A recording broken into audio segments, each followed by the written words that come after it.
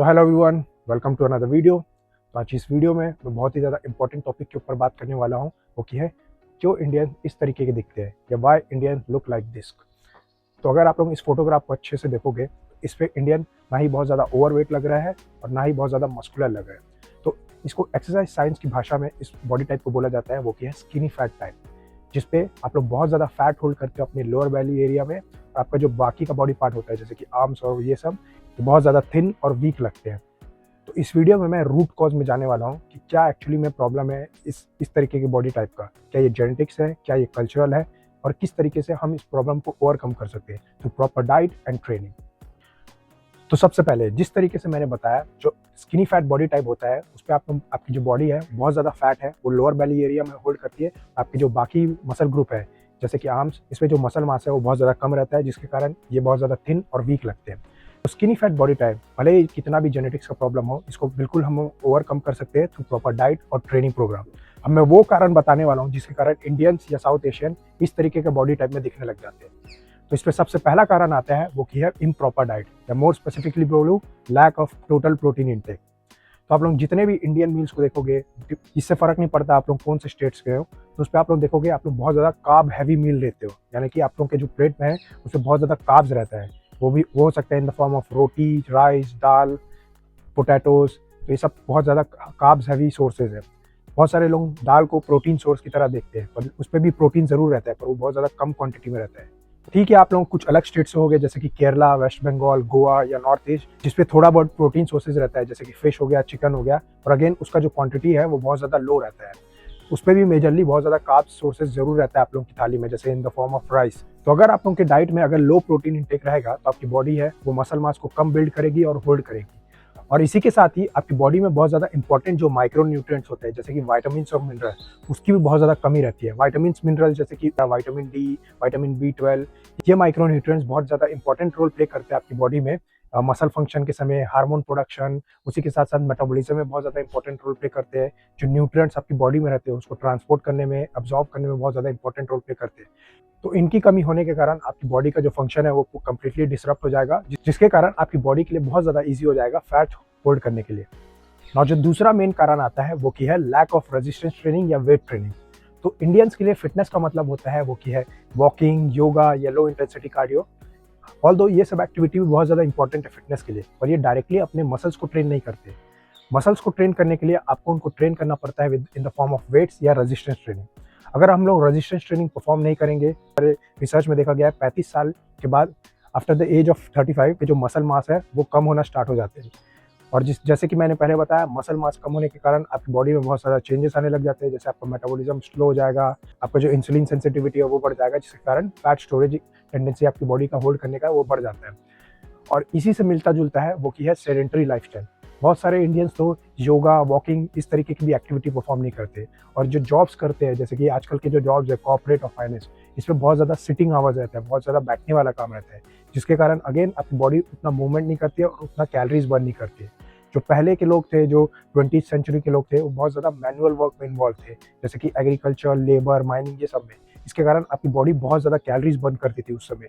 तो अगर आप लोग सेम खाना भी खा रहे होंगे पहले के जैसे, पर आपकी बॉडी का जो कैलोरी एक्सपेंडिचर है वो बहुत ज़्यादा आज के समय में कम है, जिसके कारण अगेन जो फैट स्टोरेज टेंडेंसी आपकी बॉडी का वो बढ़ जाता है।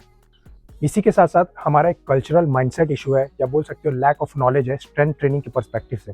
हम लोग ये सोचते हैं कि जो स्ट्रेंथ ट्रेनिंग है वो सिर्फ बॉडी बिल्डर्स के लिए होता है, और स्ट्रेंथ ट्रेनिंग करने से हम लोग बहुत ज़्यादा इंजर्ड हो सकते हैं, हम लोग बहुत ज़्यादा बल्कि दिखेंगे, स्पेशली फॉर वुमेन्स था, जिसके कारण हम लोग स्ट्रेंथ ट्रेनिंग को अवॉइड करने लग जाते हैं। ना जो अनदर इंपॉर्टेंट फैक्टर है वो की है स्लीप। ना ये जो प्रॉब्लम है स्पेसिफिकली इंडियंस का नहीं है, ये बल्कि थ्रू आउट द वर्ल्ड में ये प्रॉब्लम है। Because of the today's daily lifestyle और बिजी लाइफस्टाइल, हम लोग को बहुत ज़्यादा जो स्लीप है वो कम मिलती है। हम लोग को सुबह उठना पड़ता है बिकॉज ऑफ वर्क, हम लोग को लेट नाइट जागना पड़ता है अगेन बिकॉज ऑफ वर्क, जिसके कारण हमारी बॉडी में बहुत ज़्यादा जो स्ट्रेस है वो बढ़ता है। स्ट्रेस बढ़ने के कारण और लैक ऑफ स्लीप, जैसे कि हम लोग आजकल 6-7 घंटे की स्लीप तो हमारे को मिलती नहीं है, लैक ऑफ स्लीप और स्ट्रेस बढ़ने के कारण हमारा एक जो हार्मोन होता है जो कॉर्टिसोल, उसका जो सिक्रीशन है वो बढ़ जाता है। उसका सिक्रीशन बढ़ने के कारण बहुत सारे रिसर्च में देखा गया है कि हमारा जो मसल लॉस है वो इंक्रीज हो जाता है बिकॉज ऑफ कैटाबॉलिज्म, जो कि होता है ब्रेक डाउन ऑफ मसल। अब अगेन मसल लॉस होता है, जिसके कारण अगेन फैट स्टोरेज टेंडेंसी आपकी बॉडी का वो बढ़ जाता है। इसी के साथ साथ बहुत सारे जो हंगर हार्मोन्स है कि लैप्टिन और ग्रेलिन है, इनकी भी मात्रा बढ़ जाती है। अब हंगर हार्मोन्स बढ़ेंगे तो आपको बहुत ज़्यादा भूख लगने लगेगी, और बहुत ज़्यादा भूख लगेगी तो आप लोग ओवर ईट करने लग जाओगे। तो ज़्यादा खाना खाने के कारण अगेन आपकी जो बॉडी है वो ओवरवेट हो जाएगी। तो ये अनदर इंपॉर्टेंट फैक्टर था ना। जो लास्ट रीज़न है बहुत ज़्यादा इंपॉर्टेंट है, हम लोग बहुत ज़्यादा ओवरलुक भी करते हैं ये रीज़न को, वो की है इनकंसिस्टेंट ईटिंग पैटर्न। तो आप लोग देखोगे ऑफिसेज या गवर्नमेंट एम्प्लॉयज जो स्नैक्स कंज्यूम करते हैं, जो ब्रेक में जो स्नैक्स कंज्यूम किया जाता है वो कि बहुत ज़्यादा ऑयली खाना होता है। जैसे कि आप लोग देखोगे समोसा या ऑयली मिक्सचर, और ये सब खाने में बहुत ज़्यादा हाई कैलोरीज रहती है, जिसके कारण आपका जो पूरे दिन का जो मील स्ट्रक्चर रहता है वो पूरा कंप्लीटली खराब हो जाता है। ये सब खाने में हाई कैलोरीज रहती है, तो जिसके कारण आप लोग बहुत ज़्यादा हाई कैलोरीज कंज्यूम कर बैठोगे पूरे दिन में, और वो हाई कैलोरीज को आपकी बॉडी क्या करेगी, वो एज अ फैट स्टोर कर लेगी आपकी बॉडी में, जिसके कारण आपका जो बॉडी कंपोजिशन है वो खराब हो जाएगा ना। ये सब कारण थे जो मैंने इस वीडियो में बताए। ये सब कारणों के कारण इंडियंस का जो बॉडी कंपोजिशन है या इंडियन स्किनी फैट के जैसे रहते हैं। जितने भी कारण मैंने बताए इससे आपको समझ आ गया होगा ये कारण बिल्कुल भी जेनेटिक्स से रिलेटेड नहीं है, बल्कि इनका जो रीज़न है वो कि हमारा पुअर लाइफस्टाइल और डाइट के कारण है, जिसको हम लोग बिल्कुल भी फिक्स कर सकते हैं। पूरा वीडियो देख के आपको ये समझ आ गया होगा, आपको कुछ कुछ चेंजेस करने पड़ेंगे अपने लाइफस्टाइल और डाइट में, जिससे आप लोग ये बॉडी कंपोजिशन है उससे ओवरकम कर सकते हैं। वो क्या है, आपको प्रोटीन इंटेक बढ़ाना पड़ेगा अपने डाइट में, उसी के साथ साथ वेट ट्रेनिंग ऐड करना पड़ेगा। आपका जो सेडेंट्री लाइफस्टाइल है उसको एक्टिव में बदलना पड़ेगा। उसको एक्टिव में कैसे बदल सकते हैं, वॉकिंग इंक्रीज कर सकते हैं, या कोई भी ऐसी एक्टिविटी करना है जिससे आपका जो कैलोरी एक्सपेंडिचर है पूरे दिन का उसको आपको बढ़ाना है। उसी के साथ साथ आपको स्लीप, स्ट्रेस और रिकवरी में ध्यान देना है। आपको ट्राई करना है, भले ही कितना भी बिजी लाइफस्टाइल क्यों ना हो, ट्राई करो कि 7 से 8 घंटे का जो स्लीप है उसको लो। उसी के साथ साथ अपना स्ट्रेस कम लो। स्ट्रेस कम करने के लिए आप लोग अपने फैमिली के साथ ज़्यादा टाइम स्पेंड कर सकते हो। ट्राई करो ट्रैवलिंग करने का। उसी के साथ साथ मेडिटेशन, हेल्थ थेरेपी ये सब भी ले सकते हो। तो ये सब चीज़ करके आप लोग स्ट्रेस और रिकवरी में ध्यान दे सकते हो। इसी के साथ साथ हमारे को कुछ माइंडसेट में चेंजेस लाने पड़ेंगे। फिटनेस का मतलब सिर्फ वेट लॉस नहीं होता। कई लोग देखे होंगे आपको 2-3 महीना जिम आते हैं, वेट लॉस करते हैं और जिम जाना छोड़ देते हैं। फिर से वो वेट गेन करके फिर से जिम आते हैं, फिर से वेट लॉस करते हैं और फिर छोड़ देते हैं। तो फिटनेस को आपको वेट लॉस टूल की तरह यूज़ नहीं करना है, बल्कि इसको एज अ लाइफस्टाइल का पार्ट बनाना है। आप लोगों को नॉलेज गेन करना है फिटनेस और डाइट से रिलेटेड।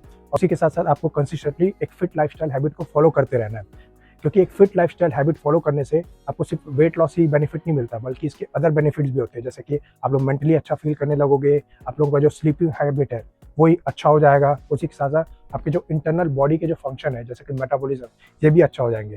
तो फिटनेस का सिर्फ वेट लॉस बेनिफिट नहीं होता, बहुत अदर बेनिफिट्स भी होते हैं। तो ये था वीडियो गाइस। वीडियो से आपको समझ में आ गया होगा ये जो बॉडी कंपोजिशन है ये बिल्कुल भी जेनेटिक्स से रिलेटेड नहीं है, बल्कि ये हमारा प्रॉब्लम है जिसको हम ओवरकम कर सकते हैं through proper diet and weight training.